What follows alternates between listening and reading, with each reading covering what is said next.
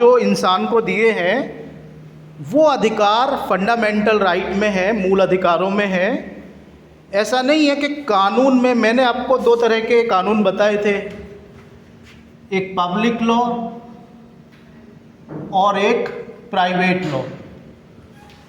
और public law में मैंने आपको ये बताया था कि वो कानून जो कि स्टेट को पावर देते हैं, ठीक है ना, जैसे कॉन्स्टिट्यूशनल लॉ स्टेट को पावर दे रहा है, स्टेट को बना रहा है, ये बता रहा है कि स्टेट क्या कर सकता है क्या नहीं कर सकता, तो इसको हम पब्लिक लॉ कहते हैं।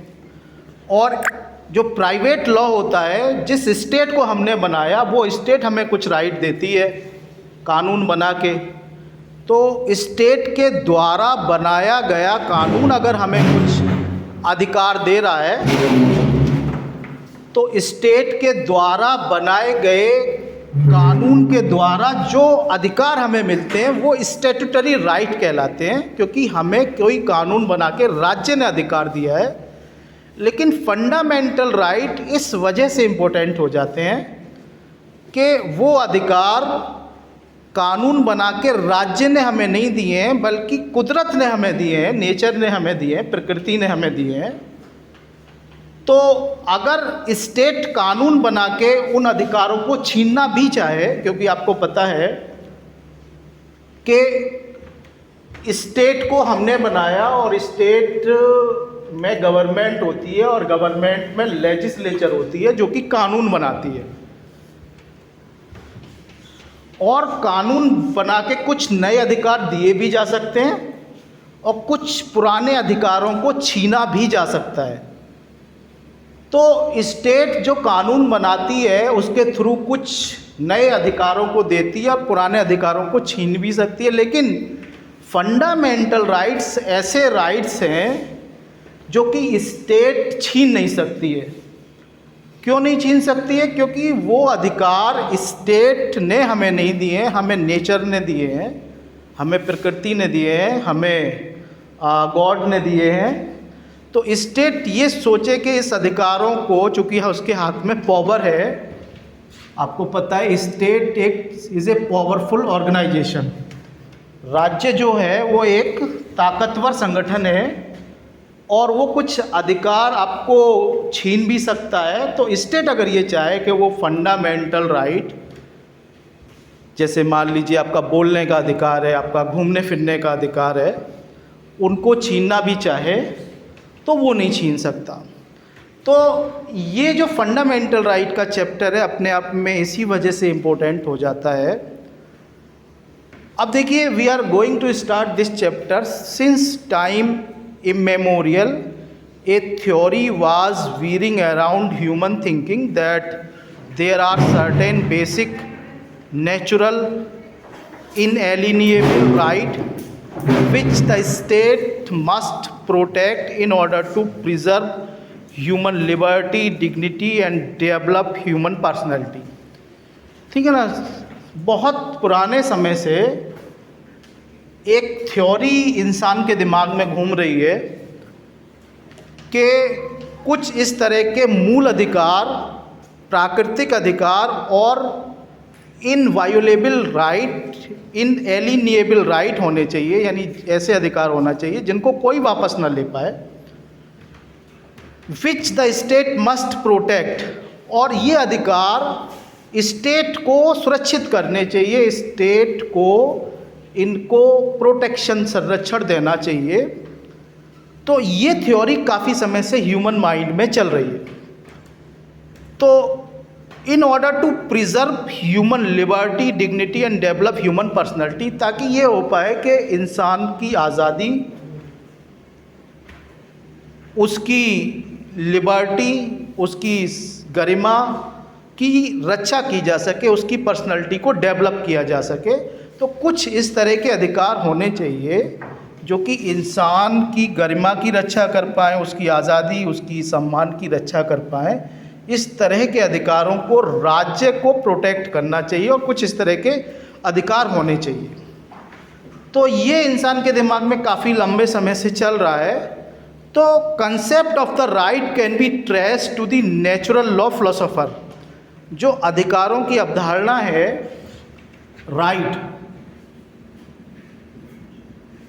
अधिकार, वो बहुत पुरानी अवधारणा है। और राइट्स जो है कई तरह के राइट्स हैं, जैसे कि एक काइंड्स मैंने आपको बताया फंडामेंटल राइट। तो अधिकारों के और भी कई तरह हो सकते हैं, जैसे नेचुरल राइट्स, फंडामेंटल राइट, ठीक है, स्टैट्यूटरी राइट, ठीक है ना, सिविल राइट, क्रिमिनल राइट। तो अधिकार कई तरह के हो सकते हैं। तो नेचुरल लॉ फिलोसोफर्स का मानना था कि कुछ तरह के अधिकार होने चाहिए। और लॉक एक फिलोसोफर है, LOCKE, lock propounded that man is born with the title of perfect freedom and uncontrolled enjoyment of all the rights and the privilege of the law of nature. तो लॉक जो philosopher थे, उन्होंने सबसे पहले एक सिद्धांत का प्रोपाउंड किया, स्थापना की, नया सिद्धांत दिया कि एक इंसान जो पैदा हुआ है वो पूर्ण स्वतंत्रता के साथ पैदा हुआ है, उसको पूर्ण आज़ादी प्रकृति ने दी है। तो with the title of the perfect freedom, यानी संपूर्ण आज़ादी के अस्तित्व के साथ एक व्यक्ति पैदा हुआ है। And uncontrolled enjoyment of the rights, और वो जो अधिकार उसको दिए गए हैं उसको बिना किसी रोक टोक के उसका आनंद लेगा, अनकंट्रोल्ड एन्जॉय करेगा उन अधिकारों को और उन विशेषाधिकारों को जो कि प्रकृति ने उसे दिए। कम से कम प्रकृति के द्वारा दिए हुए या कुदरत के द्वारा दिए हुए अधिकारों को कोई भी राज्य, कोई भी स्टेट, कोई भी मोनार्क, कोई भी राजा उन अधिकारों को कम से कम ना छीने। तो ये जो है लॉक का मानना था कि इंसान जो है परफेक्ट फ्रीडम के साथ पैदा हुआ है और इन अधिकारों को छीनने का किसी को भी अधिकार नहीं मिलना चाहिए, चाहे वो स्टेट हो, चाहे वो राजा हो, और चाहे वो कोई और पावरफुल ऑर्गेनाइजेशन या इंडिविजुअल हो। इंसान को अधिकार मिलने ही चाहिए। तो ये फर्स्ट लॉक ने इस तरह की बात कही, फिलोसोफर लॉक है, the first concrete political statement on the right. तो ये तो फिलोसॉफी की बात है कि फिलोसोफर ने इस तरह की बात कह दी, ठीक है ना। फिलोसोफर सोचते रहते हैं, ज़िंदगी के बारे में बोलते रहते हैं, ठीक है ना। तो उनकी बातें जो होती हैं वो मतलब ये कि वो अपनी बातों को एक्सप्रेस करते हैं, उसमें कुछ इस तरह की चीज़ें होती हैं जो कि लोगों को सोचने के लिए मजबूर करती हैं। अब ये बात है, और उसके अलावा कुछ पॉलिटिकल बातें होती हैं, राजनीतिक बातें होती हैं।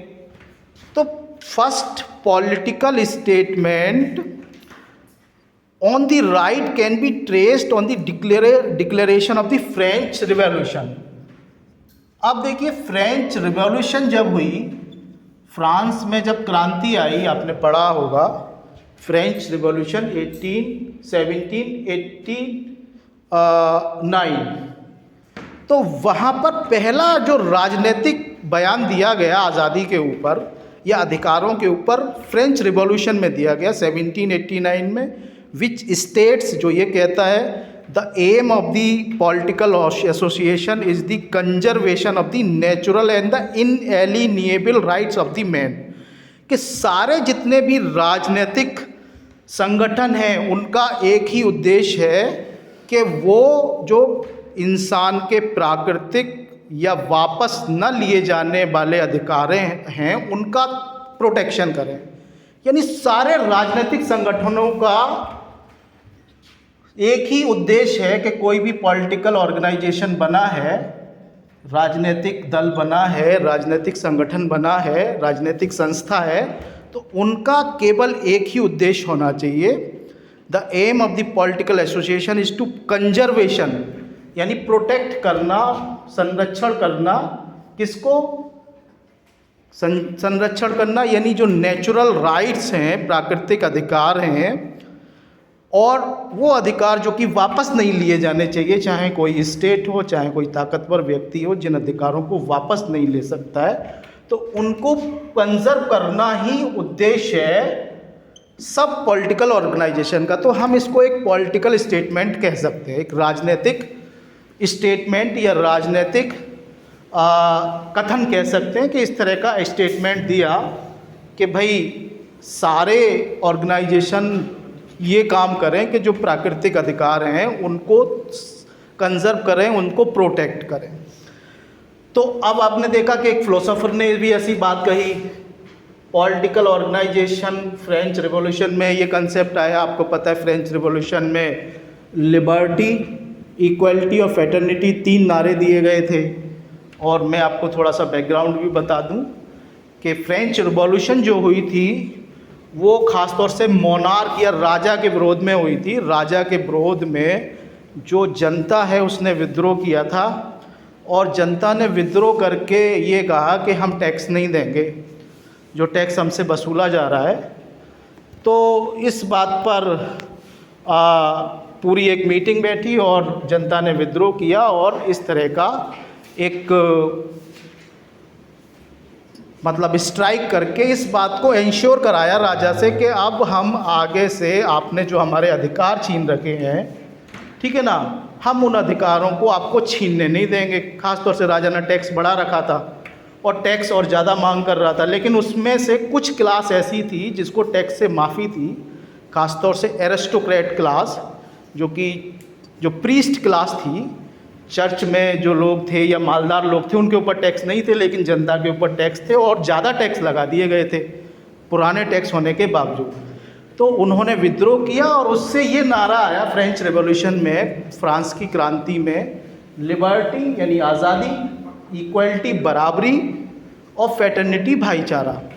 और लोग जो है एक हॉल में जाके बैठ गए और लोग तब तक नहीं उठे जब तक कि राजा ने वहाँ से हार नहीं मान ली। राजा ने भागने की भी कोशिश की, उसे पकड़ लिया गया और उसे लिखवा लिया गया कि आप आगे से हमारे ये जो मूल अधिकार हैं उनको नहीं छीनेंगे। तो ये पॉलिटिकल एक स्टेटमेंट था जो कि फ्रेंच रिवॉल्यूशन में आया। The concept of the right protects an individual from the atrocities of the state. जो अधिकारों की अवधारणा है वो लोगों को राज्य के जो क्रूरता होती है उससे रोकती है, ठीक है ना। चूँकि आपको अधिकार मिले हुए हैं और राज्य क्रूरता करना चाहे तो राज्य को क्रूरता नहीं करने दी जाएगी, क्योंकि अधिकारों की अवधारणा राज्य की क्रूरता से, एट्रोसिटी या अत्याचारों से लोगों को बचाती है। अगर आपके पास अधिकार नहीं होंगे, लिखे हुए नहीं होंगे, तो अधिकार न होने की वजह से आप राज्य आपके ऊपर अत्याचार कर सकता है। आप कैसे कहेंगे कि भाई हमारे ऊपर अत्याचार हो रहा है? अगर वो चीज़ लिखी हुई है तो आप दिखा देंगे कि साहब मेरे साथ ये हो रहा है, ये कानून के ख़िलाफ़ है, ठीक है। तो अब आगे देखिए, it protects an individual from the operation and injustice. ये किसी व्यक्ति को अत्याचार और अन्याय से भी रोकती है। अधिकारों की अवधारणा अत्याचार और अन्याय से रोकती है। और इसके अलावा in modern time the essence of the free society and the safeguarding the minimum freedom. तो जो आधुनिक टाइम है उसमें जो आइडिया है राइट का, वो ये देता है कि जो फ्री सोसाइटी है उसका तत्व बताता है कि अधिकार होंगे तभी फ्री सोसाइटी होगी, फ्री सोच पाएगी, फ्री जो है अपने पर्सनालिटी का डेवलपमेंट कर सकती है। आपको बंद कर दिया जाए तो आप अपनी पर्सनालिटी को डेवलप नहीं कर सकते। कैदी अपनी पर्सनालिटी को उस तरह से डेवलप नहीं कर सकता है। आपके कुछ अधिकारों को छीन लिया जाए, बोलने के, व्यापार करने के, तो आप अपनी पर्सनालिटी को उस तरीके से डेवलप नहीं कर सकते हैं जिस तरीके से आपकी पर्सनालिटी डेवलप होगी। तो मिनिमम फ्रीडम होनी ही चाहिए, क्योंकि प्राकृतिक अधिकार ऐसे अधिकार हैं जो कि प्रकृति ने दिए हैं, और वो ज़्यादातर अधिकार हमने फंडामेंटल राइट के चैप्टर, जो हम चैप्टर 3 पढ़ने जा रहे हैं, ठीक है ना, पार्ट 3 ऑफ द कॉन्स्टिट्यूशन में वो ज़्यादातर अधिकार हैं जो कि प्राकृतिक अधिकार हैं या नेचुरल राइट्स हैं। तो अब देखिए फंडामेंटल राइट के बारे में हमने एक बेसिक अंडरस्टैंडिंग बना ली है। अगर आपने ध्यान से सुना होगा तो आपके दिमाग में जो रिएक्शन हुए होंगे शब्दों के, उससे आपकी बेसिक अंडरस्टैंडिंग बन गई होगी कि फंडामेंटल राइट और नेचुरल राइट में कुछ कनेक्शन है। एक बात तो ये आपके समझ में आई होगी अगर आपने ध्यान से सुना होगा तो। दूसरी बात ये समझ में आई होगी कि फंडामेंटल राइट का चैप्टर जो कि पार्ट 3 में है, काफ़ी इम्पोर्टेंट चैप्टर है। इम्पोर्टेंट इस वजह से है कि इसमें वो सारे अधिकार हैं जो कि स्टेट भी नहीं छीन सकती है। कानून बना के स्टेट छीनना चाहे, जो कि स्टेट को कानून बना के अधिकार छीनने का अधिकार दिया गया है, तो कुछ ऐसे अधिकार हैं जो कि स्टेट ये चाहे, ये कह के कि साहब हम इनको छीनेंगे, तो स्टेट ऐसे कानून नहीं बना सकती है जो कि फंडामेंटल राइट को छीन पाए। ठीक है ना, क्योंकि आपको पता है कि कुछ अधिकार इतने ज़्यादा इम्पोर्टेंट हैं कि अगर स्टेट उनको छीनने की भी कोशिश करती है तो लंबे समय तक उनको नहीं छीन सकती है। ठीक है ना, क्योंकि जो कानूनी सिचुएशन है, मैं आपको बताता हूँ कि जो लीगल सिचुएशन है वो ये है कि कानून बनाने की नेचुरल पावर लेजिस्लेचर या विधायिका को है। आपको ये मैंने पहले भी बताया था कि कानून बनाने का काम विधायिका का है, और विधायिका का चूँकि कानून बनाने का काम है तो वो किसी कानून को बना भी सकती है, उस किसी कानून को ख़त्म भी कर सकती है, यानी मिटा भी सकती है, अधिकारों को कम भी कर सकती है। तो अब सवाल यहाँ पर मेरा ये क्वेश्चन है कि अगर विधायिका को ये शक्ति दे दी गई है कि आप अधिकारों को कम कर सकते हैं, तो सवाल ये है कि फंडामेंटल राइट का चैप्टर में जो अधिकार हैं उनको भी विधायिका कम कर सकती है। ये कानूनी तौर पे तो सही है बात, कानूनी तौर पे विधायिका को ऐसा करने का अधिकार है कि वो चाहे तो फंडामेंटल राइट्स को कम कर सकती है। लेकिन जो सिचुएशन है वो ये है कि लंबे समय तक किसी फंडामेंटल राइट को कम नहीं रखा जा सकता है। कुछ ऐसी सिचुएशन हो सकती हैं जबकि वो फंडामेंटल राइट कम कर दिया जाए। जैसे मान लीजिए कि कोई दंगा हो गया, उसमें आपको इंटरनेट बंद कर दिया, बोलने के अधिकार पे रोक लगा दी, घूमने फिरने पे रोक लगा दी, ठीक है ना, कर्फ्यू लगा दिया, या एक धारा 144 होती थी CRPC में, वो लगा देते थे कि 5 लोग एक जगह इकट्ठे नहीं होंगे, बातें नहीं करेंगे, इकट्ठे नहीं होंगे। तो लंबे समय तक मूल अधिकारों पर रोक नहीं लगाई जा सकती है, थोड़े समय के लिए लगाई जा सकती है। तो कानूनी सिचुएशन ये है कि रोक तो लगाई जा सकती है लेकिन लंबे समय तक नहीं लगाई जा सकती है। अब देखिए फंडामेंटल राइट जो वर्ड है, मूल अधिकार,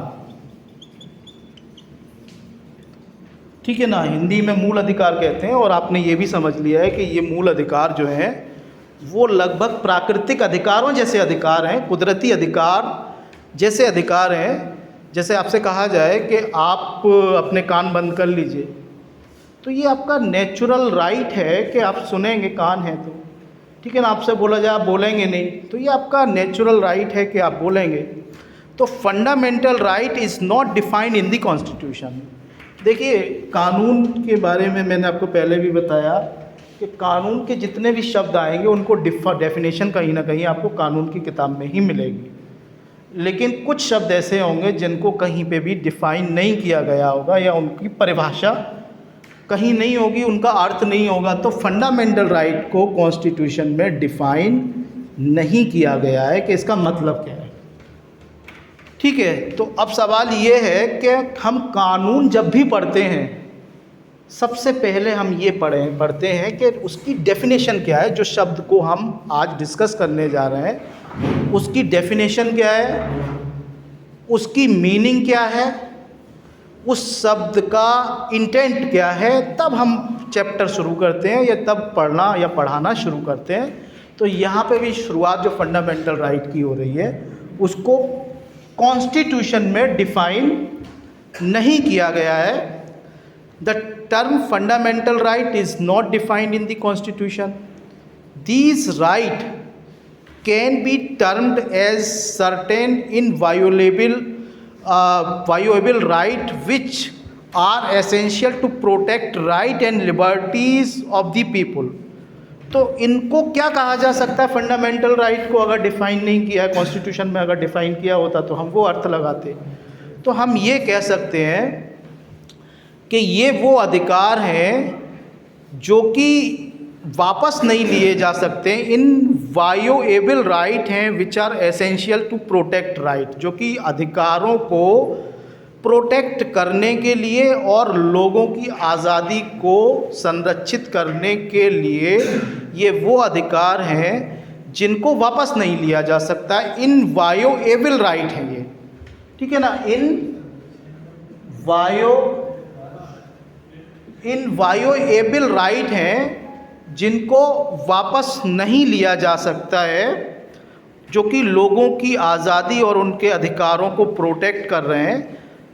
किससे प्रोटेक्ट कर रहे हैं, किससे सुरक्षा दे रहे हैं? Against the encroachment of the state, यानी राज्य के एनक्रोचमेंट से या राज्य के अतिक्रमण से लोगों के अधिकार, लोगों की आज़ादी की रक्षा करने वाले अधिकारों को हम मूल अधिकार कह सकते हैं। अब देखिए, these rights are regarded as fundamental, इन अधिकारों को हम मूल अधिकार कहते हैं, मूल जो वर्ड यूज हुआ है, because they are most essential for attainment of the certain basic liberties and freedom in order to live a dignified life. हम इनको मूल क्यों कहते हैं? अधिकार की बात आई, और अधिकार जो वर्ड है, राइट मैं आपको बताऊं, आप जूरिस्प्रूडेंस में राइट पढ़ेंगे, और राइट का मतलब होता है कि interest protected and recognised by the state. Interest protected and recognised by state, यानी राज्य के द्वारा जो मान्यता प्राप्त और जो सुरक्षित हित हैं, फ़ायदे हैं, उनको हम अधिकार कह सकते हैं। अधिकार किसको कह सकते हैं? ये जूरिस्प्रूडेंस में आप आगे जाके पढ़ेंगे। अधिकार हम उन हितों को कहते हैं, हम उन फ़ायदों को कहते हैं जो कि राज्य मान्यता देता है कि हाँ ये अधिकार है, तो वो अधिकार बन जाता है, क्योंकि राज्य ने लिख के, कानून बना के उसको किसी किताब में लिख दिया है कि ये आपका अधिकार है, और जब वो लिख देता है तो वो आपका अधिकार बन जाता है, क्योंकि राज्य ने उसको मान्यता दे दी है। और राज्य अगर उस अधिकार को कोई आदमी वायोलेट करता है, तोड़ता है, या ऐसा काम करता है जो कि आपके अधिकार के खिलाफ है, तो राज्य उसको सज़ा भी दिलवाता है या आपको कंपेंसेशन भी दिलवाता है। इसी वजह से जो जज बैठा होता है वो स्टेट का एक न्यूट्रल आदमी होता है, और आप उसके पास अपना सिविल मुकदमा लेके जाते हैं कि साहब इस व्यक्ति ने मेरे साथ ये सिविल रॉन्ग किया है, या इसने मेरे साथ ये सिविल रॉन्ग किया है, तो मुझे इससे कंपेंसेशन दिलवाया जाए। इसी वजह से वहाँ पे स्टेट का जज बैठा है, क्योंकि स्टेट ने कानून बना के ये गारंटी दी है कि अगर कोई व्यक्ति हमारे या आपके अधिकारों को तोड़ता है, हनन करता है, छीनता है, तो स्टेट वहाँ पर आपकी सुरक्षा करेगा। स्टेट ने ये लिख के किसी किताब में, कानून की किताब में गारंटी दी होती है, इसी वजह से स्टेट अपना जज बैठाता है। और दूसरा कंसेप्ट आप क्राइम का भी जानते हैं कि किसी ने अपराध किया तो स्टेट ये कहता है कि चूँकि इस अपराध जो होता है वो थोड़ा गंभीर किस्म का समाज के खिलाफ रॉन्ग होता है, तो वहाँ पर हम जिस व्यक्ति ने वो अपराध किया है उसे सज़ा दिलवाएंगे, उसे जेल भेजेंगे। केवल उस पर कंपेंसेशन नहीं उससे दिलवाएंगे या मुआवजा ही नहीं दिलवाएंगे, बल्कि उसको सज़ा भी दिलवाएंगे। और वहाँ पे स्टेट मुकदमा चलाता है, आपको मुकदमा लड़ने की ज़रूरत नहीं होती है। तो क्रिमिनल लॉ में इस तरह का प्रावधान आप देखेंगे। तो अधिकारों के बारे में मैं बात कर रहा था, और अधिकार जो होते हैं वो interest protected and recognised by state होते हैं, वो हित होते हैं जो कि राज्य जिनको संरक्षण देता है लिख के, और जिनको मान्यता देता है कि ये अधिकार है, तब वो अधिकार बनता है। और फंडामेंटल राइट जो होता है वो उससे भी ज़्यादा महत्वपूर्ण अधिकार होता है, क्योंकि केवल राज्य ही इसको मान्यता नहीं दे रहा है लिख के, बल्कि उससे पहले नेचर ने, प्रकृति ने, कुदरत ने भी उनको मान्यता दे रखी है या इंसान को वो अधिकार दे रखे हैं। उसके बाद में राज्य ने मोहर लगाई है उन अधिकारों पे कि हाँ हम भी मानते हैं कि ये अधिकार हैं, और ये अधिकार ही नहीं है बल्कि मूल अधिकार हैं, फंडामेंटल राइट हैं। तो मैं आपको ये बता रहा था कि ये अधिकार फंडामेंटल होते हैं because they are most essential, ये अति महत्वपूर्ण होते हैं for the attainment of the certain basic liberty, कि आप कुछ मूल आज़ादियों को पा पाएँ और कुछ मूल जो है फ्रीडम को पा पाएँ, ताकि आप एक डिग्निफाइड, सम्मानपूर्वक जिंदगी जी पाएँ। अब देखिए part 3 of the constitution, content fundamental right. These have been also termed as Magna Carta of India. इसको हम मैग्ना कार्टा ऑफ इंडिया भी बोलते हैं। आपको मैग्ना कार्टा के बारे में पता होगा कि 1215 में इंग्लैंड के लोगों ने राजा से, जेम्स सेकंड या जेम्स कुछ नाम था उसका, उससे लड़के कुछ अधिकारों को इंश्योर कराया था लिख के। तो उस अधिकार जो कि इंश्योर कराए गए थे, सुनिश्चित कराए गए थे, लिख के गारंटी ली गई थी राजा से, उनको हम मैग्ना कार्टा कहते हैं। तो ये फंडामेंटल राइट का जो चैप्टर है वो भी मैग्ना कार्टा ऑफ इंडिया है, कि इंडिया के लोगों ने कुछ अधिकार स्टेट से लड़के अपने लिए इंश्योर कराए। तो we can term as the Magna Carta of India certain essential fundamental right are entrenched in the Indian constitution. कुछ आवश्यक मूल अधिकार जो है भारत के संविधान में एंट्रेंच्ड हैं, या उनको मोर्चाबंदी के लिए लगा दिया गया है, रख दिया गया है। एंट्रेंचमेंट का यहाँ पे क्या मतलब है? एक सवाल ये उठेगा कि certain fundamental right are entrenched in Indian constitution. कुछ मूल अधिकार भारत के संविधान में मोर्चाबंदी कर रहे हैं। मोर्चाबंदी का मतलब है, मैं आपको यहाँ पे खड़ा कर दूँ कि किसी को आने मत देना क्लास में, ठीक है, किसी को आने मत देना क्लास में, तो ये क्या हो गया? मोर्चाबंदी हो गई। तो फंडामेंटल राइट कॉन्स्टिट्यूशन के चैप्टर में लगा दिए गए हैं कि कोई भी उनको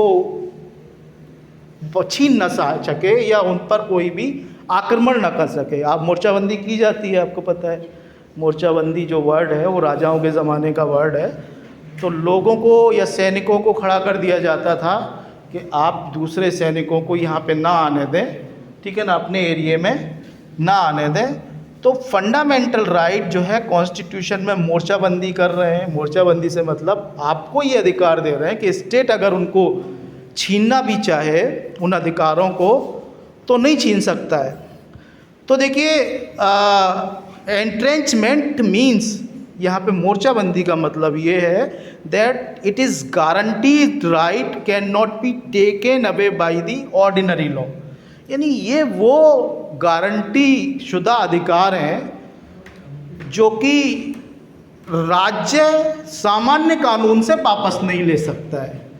ऑर्डिनरी लॉ एक सामान्य कानून है और एक विशिष्ट कानून होता है, सामान्य कानून और एक स्पेसिफिक लॉ, ठीक है ना। देखिए जब हम कोई चीज़ बताते हैं, जैसे मैंने आपको बताया पब्लिक लॉ, प्राइवेट लॉ, तो ये लॉ का एक काइंड्स होता है। लॉ बहुत तरह का हो सकता है, जैसे कि एक नया काइंड और आ गया आपके सामने, आप नोट करते चलिए, और जब आप 10-15 साल तक कानून पढ़ लेंगे तो आपका एक भंडार बन जाएगा कि कानून के एक ही काइंड्स नहीं है। जैसे मुर्गी का बच्चा होता है, वो समझता है कि मतलब मुझसे ज़्यादा कोई नहीं जानता है, ठीक है ना। तो जब 10-15 साल तक जब आपका कानून का शब्द या कानून की नॉलेज हो जाएगी, तब जो है आप समझ पाएंगे कि कानून कितनी तरह के होते हैं। तो हम जो बात कर रहे थे पब्लिक लॉ, प्राइवेट लॉ, अब एक नए काइंड्स का और लॉ आ गया जिसे हम ऑर्डिनरी लॉ, सामान्य कानून, या स्पेसिफिक लॉ, विशिष्ट कानून कह सकते हैं। यानी खास कानून और सामान्य वो कानून होगा जो सभी पे लागू हो जाएगा, और ख़ास कानून वो होगा जो कुछ लोगों पे लागू होगा, कुछ लोगों पे लागू नहीं होगा। तो देखिए जो है कानून, ये जो फंडामेंटल राइट है वो एक तरह का ख़ास कानून है। यानी ख़ास कानून का मतलब ये है कि सामान्य कानून बना के, आपको पता है कि विधायिका को कानून बनाने की पावर है, कानून कम करने की भी पावर है, कानून हटाने की भी पावर है, कानून मिटाने की भी पावर है। तो विधायिका की ये जो शक्ति है कानून बनाने की, कानून को ख़त्म करने की, मिटाने की, इसको दो कानूनों में बांटा जाता है, ordinary law and specific law. तो ऑर्डिनरी लॉ के द्वारा यानी सामान्य कानून बना के आप किसी भी फंडामेंटल राइट को छीनना चाहें तो आप नहीं छीन सकते हैं।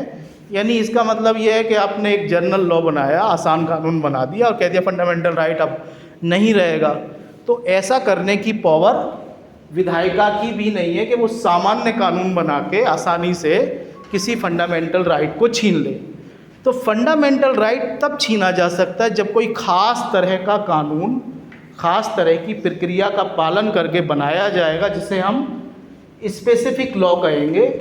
यानी फंडामेंटल राइट को छीना तो जा सकता है स्टेट के द्वारा, लेकिन सामान्य कानून से नहीं छीना जा सकता है, उसे किसी स्पेसिफिक या विशिष्ट या ख़ास कानून के द्वारा छीना जा सकता है। तो a law curtailing or infringing fundamental right would be declared as void। और ऐसा कानून जो फंडामेंटल राइट को छीन रहा है वो जो है कम कर रहा है, इन्फ्रिंज कर रहा है, उसको शून्य घोषित करने का अधिकार विधायिका को है कि खास कानून बना के भी, अगर मान लीजिए कि कुछ खास कानून बनाया विधायिका ने और फंडामेंटल राइट को छीन लिया, तो आपको पता है एक इंस्टीट्यूशन और है जिसे हम जुडिशरी कहते हैं, न्यायपालिका। तो जुडिशरी को क्या पावर है? ये पावर है कि कोई ऐसा कानून, चाहे वो खास कानून हो और चाहे वो सामान्य कानून है, अगर बना के किसी का अधिकार छीना गया है तो इस बात को चेक करेगी कि क्या ये सही हुआ है, ये कानून सही है या गलत है। अगर कानून गलत होगा तो उस कानून को वॉइड या शून्य घोषित कर दिया जाएगा कि ये कानून गलत है, और ये कानून जो कि विधायिका ने बनाया है, विधायिका को चूँकि कानून बनाने की शक्ति थी, उसने ऐसा कानून बना दिया जिसके द्वारा किसी फंडामेंटल राइट को छीन लिया है और ये कानून ही गलत है, तो वो कानून शून्य हो जाएगा। यानी वो कानून अब कोई कानून नहीं रहेगा, केवल कुछ शब्द लिख दिए लिटरेचर या साहित्य की तरह से, जिसे आप कहानी की तरह से पढ़ लीजिए, उसमें कानून की शक्ति नहीं होगी। क्योंकि आपको पता है कि कानून केवल लिखे हुए शब्द नहीं होते हैं, कानून में एक तरह की ताकत होती है। अगर मैं एक लॉ यहाँ पे बना दूँ कि क्लास में कोई नहीं बोलेगा और मैं इस लॉ को यहाँ पे यूनिवर्सिटी से अप्रूव करा दूँ, ठीक है ना, यूनिवर्सिटी की स्टैट्यूट में कि क्लास में कोई डिस्टर्बेंस करेगा तो उसके ऊपर डिसिप्लिनरी एक्शन लेने का अथॉरिटीज़ को अधिकार होगा और वो जो है उसको सस्पेंड किया जा सकता है। तो कानून केवल लिखे हुए वर्ड नहीं है कि मैंने यहाँ पे लिख दिया आपसे और बोल दिया। कानून के अंदर जब शक्ति होती है तब वो कानून माना जाता है। मेरे कहने से, मेरे लिखने से वो कानून नहीं हो जाता, बल्कि कानून का मतलब होता है उसके अंदर की जो शक्ति है वो उसे कानून का रूप देती है। तो मैं ये बात कर रहा था आपसे कि अगर कोई कानून ऐसा बना दिया जाता है जो कि फंडामेंटल राइट को छीनता है, कम करता है, तो ऐसा करने का अधिकार विधायिका को तो है, लेकिन विधायिका की मर्जी ही नहीं चलेगी, बल्कि जुडिशरी बाद में ये कह सकती है कि साहब ये जो कानून बनाया गया था वो गलत तरीके से बनाया या गलत कानून था, इस वजह से ये कोई कानून ही नहीं है, इस वजह से ये शून्य कानून है। चूँकि ये कानून शून्य है तो इसमें कानून के अंदर जो शक्ति होती है जो कि आपको दंडित करता है या आपसे ये कहता है कि भाई इसका हर्जाना दीजिए, जुर्माना दीजिए क्योंकि आपने कुछ गलत काम किया है, तो वो जो है शक्ति उसके अंदर नहीं रहेगी, तो कानून की कोई भी वैल्यू नहीं है। I hope it is enough for